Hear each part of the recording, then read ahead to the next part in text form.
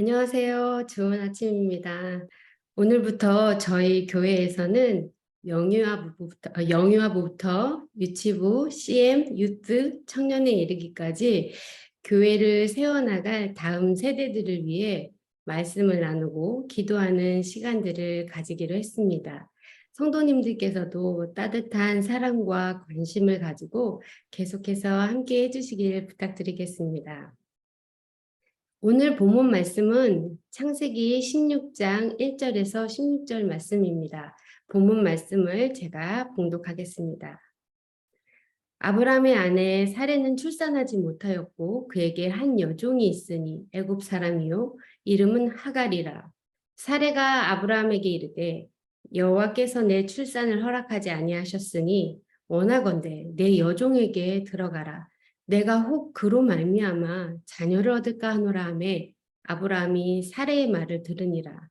아브라함의 아내 사레가 그 여종 애굽 사람 하갈을 데려다가 그 남편 아브라함에게 첩으로 준 때는 아브라함이 가나안 땅에 거주한 지 10년 후였더라.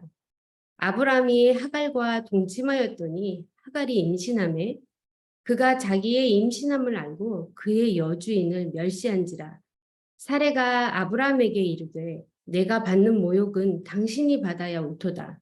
내가 나의 여종을 당신의 품에 두었거늘 그가 자기의 임신함을 알고 나를 멸시하니 당신과 나 사이에 여호와께서 판단하시기를 원하노라. 아브라함이 사라에게 이르되 당신의 여종은 당신의 수중에 있으니 당신의 눈에 좋을 대로 그에게 행하라 하매 사레가 하갈을 학대하였더니 하갈이 사레 앞에서 도망하였더라. 여호와 사자가 광야의 샘물 곁 곧 술길 샘 곁에서 그를 만나 이르되 사레의 여종 하갈아 내가 어디서 왔으며 어디로 가느냐 그가 이르되 나는 내 여주인 사레를 피하여 도망하나이다. 여호와의 사자가 그에게 이르되 내 여주인에게로 돌아가서 그 수하에 복종하라. 여호와의 사자가 또 그에게 이르되 내가 내 씨를 크게 번성하여 그 수가 많아 셀 수 없게 하리라. 여호와의 사자가 또 그에게 이르되 내가 임신하였은즉 아들을 낳으리니 그 이름을 이스마엘이라 하라. 이는 여호와께서 내 고통을 들으셨음이니라. 그가 사람 중에 들나귀 같이 들으니 그의 손이 모든 사람을 치겠고 모든 사람의 손이 그를 칠지며 그가 모든 형제와 대항해서 살리라 하니라.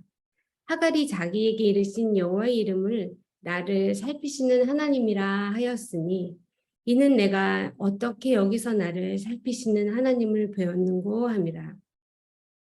이러므로 그 샘을 브엘라헤로이라 불렀으며 그것은 가데스와 베렛 사이에 있더라. 하갈이 아브라함의 아들을 낳음에 아브라함이 하갈이 낳은 그 아들을 이름하여 이스마엘이라 하였더라. 하갈이 아브라함에게 이스마엘을 낳았을 때에 아브라함이 86세였더라. 저는 우리 교회에서 제일 어린 아이들이 모여 예배드리는 영유아부 부서를 담당하고 있습니다. 그래서 저희 영유아부에 오시면 아이고 하고 소리가 절로 나오는 귀여운 아기들도 많고 아이고 하면서 격려해주고 싶은 아직은 부모로서 초보인 엄마 아빠들도 많이 계십니다. 저는 그 안에서 예배를 통해 아이들도 부모님들도 모두 함께 믿음이 자라가는 걸 경험하게 되는 특별한 공간이 만들어지길 기도하면서 선생님들과 함께 매주 준비하고 있습니다. 그래서인지 오늘 본문을 통해 나누고 싶은 내용 또한 다음 세대를 키워나갈 믿음의 부부들에 대해 하나님께서 기대하시는 것이 무엇일지 함께 고민해 보면서 나누고자 합니다.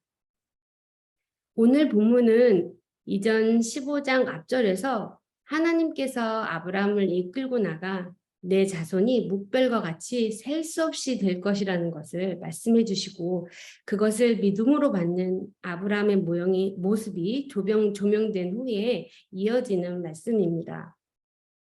하나님께서 아브라함의 씨가 그의 상속자가 될 것이라는 약속을 해주셨지만 오늘 본문에서는 그 기다림의 시간이 길어지면서 아내 사레의 마음이 닫혀버리고 확신을 잃어버린 모습이 나타나고 있습니다. 아내 사례는 하나님께서 남편 아브라함에게 주신 뜻과 계획을 함께 기다렸지만 그 일이 자신을 통해서는 이루어지지 않을 것이다 라고 생각한 것 같습니다. 부부가 함께 살다 보면 가던 길을 되돌리고 싶을 만큼 어려운 일들이 꼭 한 번씩 찾아오는데 이때 서로 붙잡아주고 고생했다, 힘들지 하면서 서로 도닥이다 보면 언제 그랬냐는 듯이 새로운 걸음을 옮기는 가운데 새 힘이 다시 나고 또 그런 것을 경험하게 되는 것 같습니다. 아마도 나의 배우자가 나와 함께 감당해주고 또 서로 의지할 수 있도록 기댈 마음의 자리를 나누어 줄 수 있는 그런 부부만이 가진 특별한 사랑과 신뢰 때문이 아닌가 생각해 보게 됩니다. 그러나 오늘 이 힘겨운 기다림 끝에 사례는 남편에게 기다림이 아닌 다른 방법을 찾아보자며 아브라함이 걷고 있는 믿음의 긴 싸움 옆에서 그만 먼저 배기를 들어버렸습니다. 자신이 자식을 가지는 것은 불가능한 일이라고 판단해버린 것 같습니다. 그리고 오히려 자신에게 상처가 남을 만한 방법임을 알고도 불구하고 여종 하가를 통해서 자식을 얻고자 아브라함에게 믿음이 아닌 인간적인 방법을 요구하였습니다. 2절 사례의 말입니다. 여호와께서 내 출산을 허락하지 아니하셨으니 원하건대 내 여종에게 들어가라. 내가 혹 그로 말미암아 자녀를 얻을까 하노라 하매 아브라함이 사례의 말을 들으니라. 아브라함도 이 의견에 대해 반대하지 않고 수락했습니다. 비록 아내가 먼저 제시한 의견이고 당시 문화 속에서 이런 일들이 많이 있었다 해도 힘든 시간을 그 긴 시간을 같이 보내었던 아내를 두고 첩을 두는 일에 바로 수락한 것을 보면서 아브라함 역시 믿음이 흔들리고 영적인 침체에 빠져 있었던 것은 아니었을까 추측해 보게 됩니다. 사실 이 일뿐만 아니라 아브라함의 부부는 위기를 만날 때마다 그 일을 해결하기 위해 부부관계에 있어서 참 위태로운 선택을 서슴없이 하는 것을 기억해 봅니다.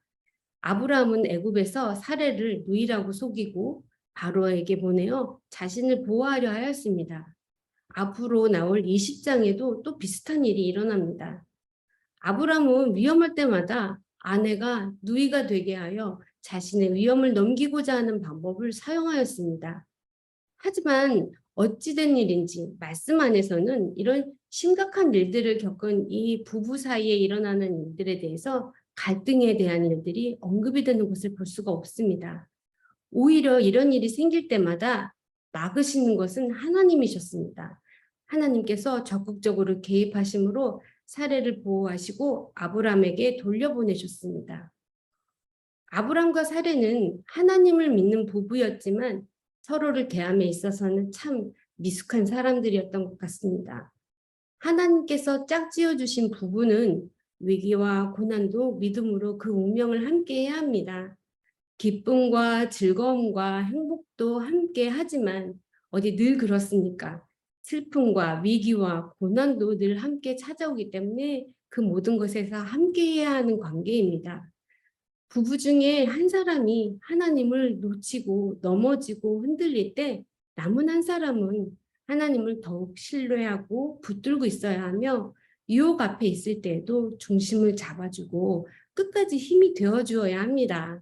한 사람이 낭망하여 쓰러져 있을 때 또 한 사람은 하나님께 나아가 호소하며 눈물의 기도로 대신 엎드려 주어야 하는 관계입니다. 말씀을 통해 아브라함과 사례가 결정한 이 상황을 조금 더 이해해 보자면 아브라함은 아마도 이전 15장에서 하나님께서 말씀하셨던 대로 분명히 자신의 씨가 상속자가 될 것이라는 약속을 들었으니 이 사례가 하가를 통해서 아이를 갖자고 제시한 생각도 아주 틀리지는 않았다고 여기는 듯합니다. 그리고 하갈은 곧 아브람의 자녀를 잉태하게 되었고 예상한 대로 이 일로 인해 이들은 갈등이 일어나는 관계가 되었습니다. 하갈은 종의 신분으로 임신하지 못하는 여주인을 업신여겼습니다.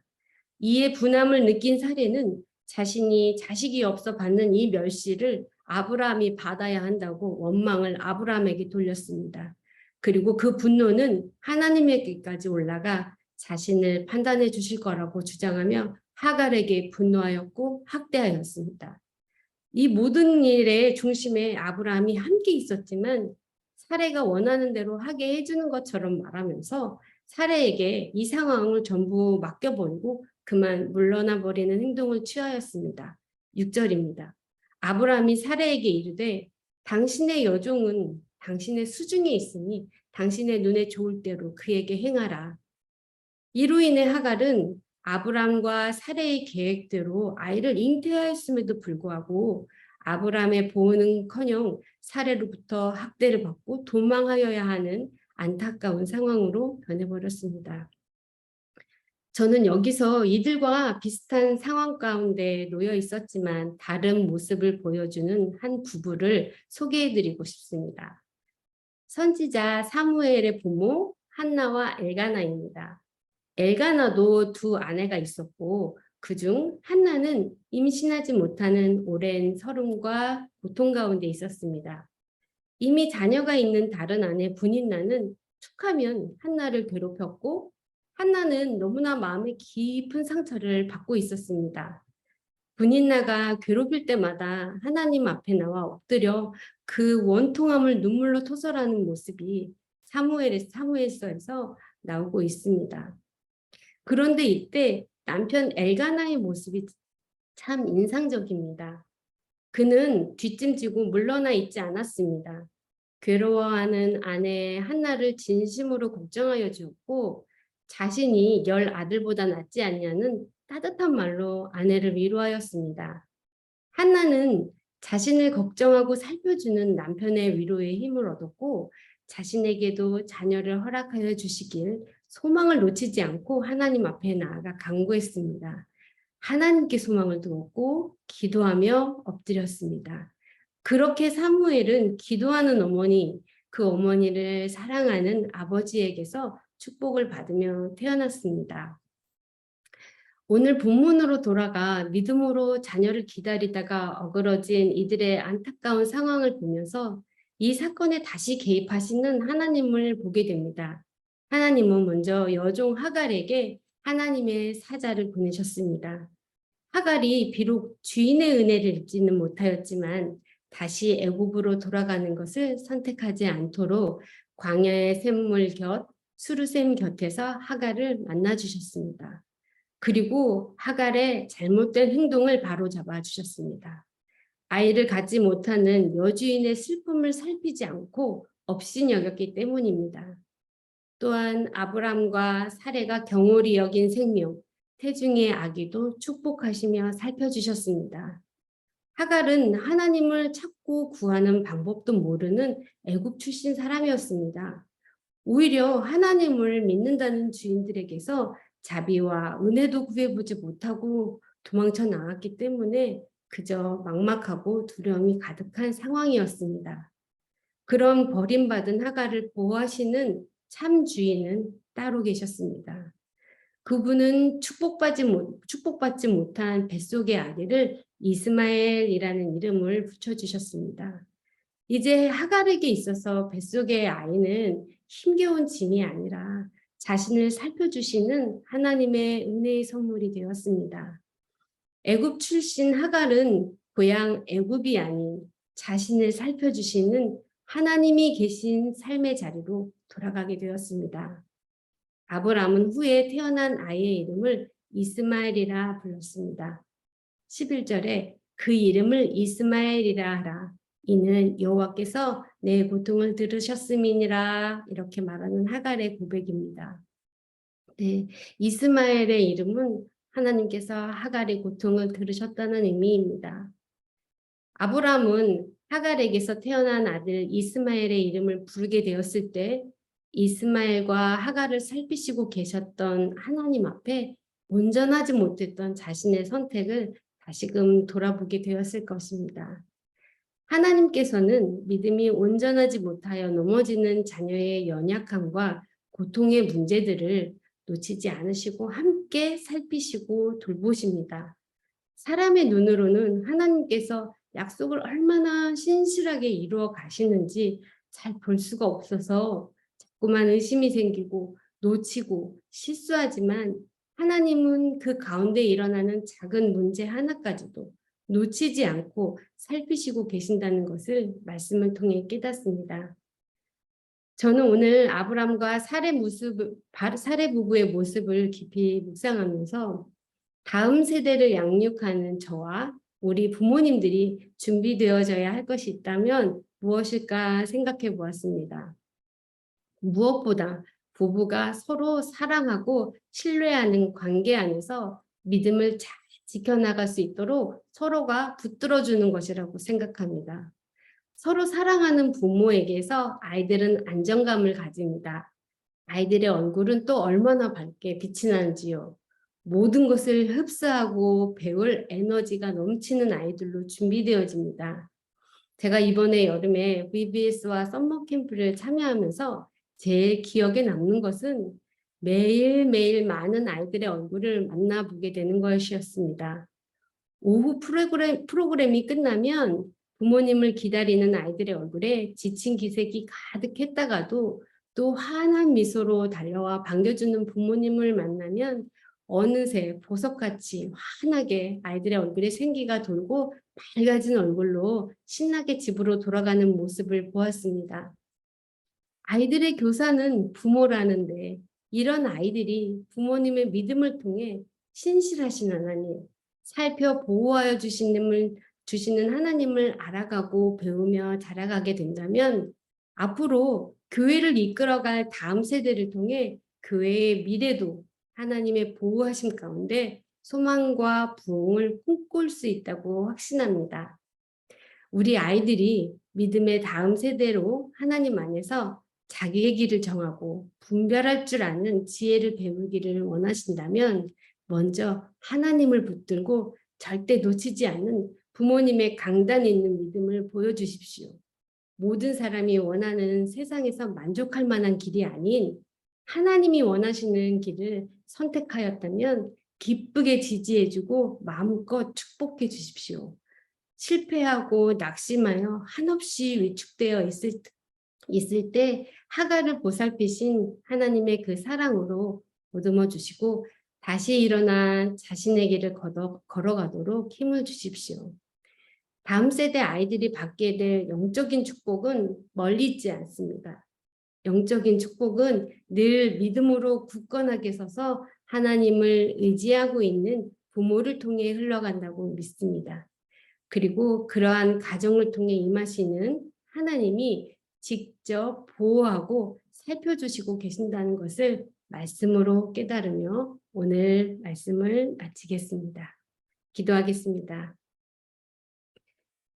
하나님, 아브라함이 믿으니 그의 믿음을 의로 여기셨다는 말씀을 기억합니다.